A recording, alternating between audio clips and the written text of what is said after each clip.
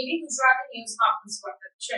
વાલમ સર્વોદય આશ્રમ ખાતે આરોગ્ય મંત્રી ઋષિકેશ પટેલની પ્રેરક ઉપસ્થિતિમાં શિવનંદીધામ તથા શિવનંદી વાન ઉદ્ઘાટન સમારોહ યોજાયો।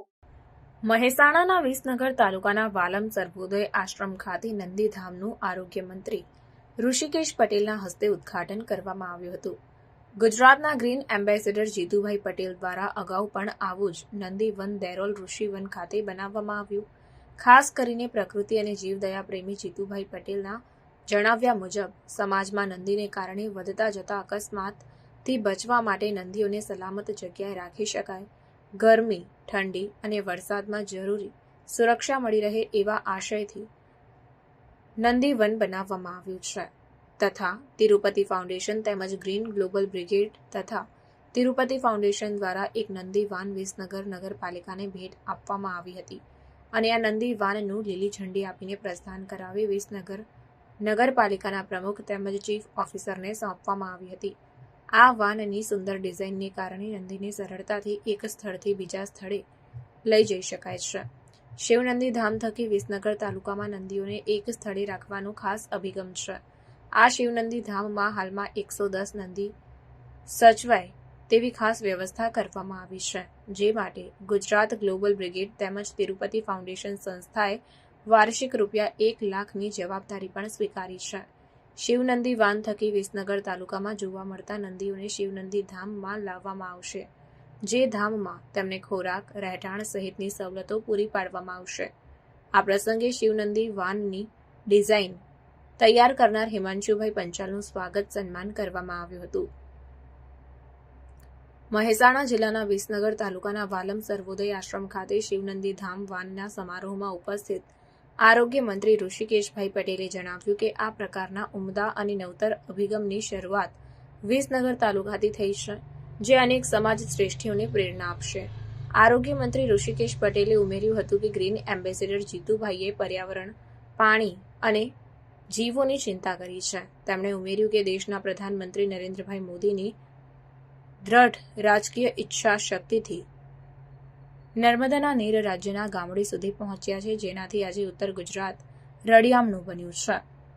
આરોગ્ય મંત્રીએ વધુમાં જણાવ્યું કે ગ્લોબલ વોર્મિંગના સમયમાં વૃક્ષના વાવેતરથી માંડીને તેના સંરક્ષણ અને સંવર્ધન સુધી આપણે સૌએ જવાબદારી લેવાની છે। તેમણે ઉમેર્યું કે વાલમ સર્વોદય આશ્રમ દ્વારા શિક્ષણ, સામાજિક સુધારણા, રોજગારી, સેવાકીય પ્રવૃત્તિ, માનવ સેવા અને વૃક્ષ સેવા અનેક સેવાકીય કાર્યો થઈ રહ્યા છે, જેનાથી સેવા અને સુવાસનું ઉત્તમ ઉદાહરણ માનવજાતને પૂરું પડાયું છે। આરોગ્ય મંત્રીએ ઘરડા ઘર એ આશીર્વાદ ઘર જેવા બને તે માટે ખાસ અનુરોધ કર્યો હતો। આ પ્રસંગે ધાનેરાના ધારાસભ્ય માવજીભાઈએ ગ્રીન એમ્બેસેડર જીતુભાઈના શિવનંદી ધામ તથા શિવનંદી વાનની પ્રેરણાદાયી પહેલની પ્રશંસા કરી હતી। તેમણે 1 મહિના સુધી શિવનંદી ધામમાં નંદીના ઘાસચારાના ખર્ચેની જવાબદારી પણ સ્વીકારી હતી।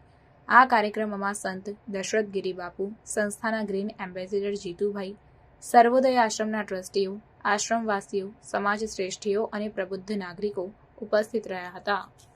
બ્યુરો ચીફ આબિદ અલી ભૂરા, સાબરકાંઠા।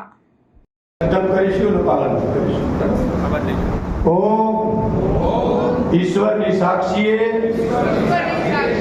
સંકલ્પ કરું છું કે ગ્રીન કમાન્ડો તરીકે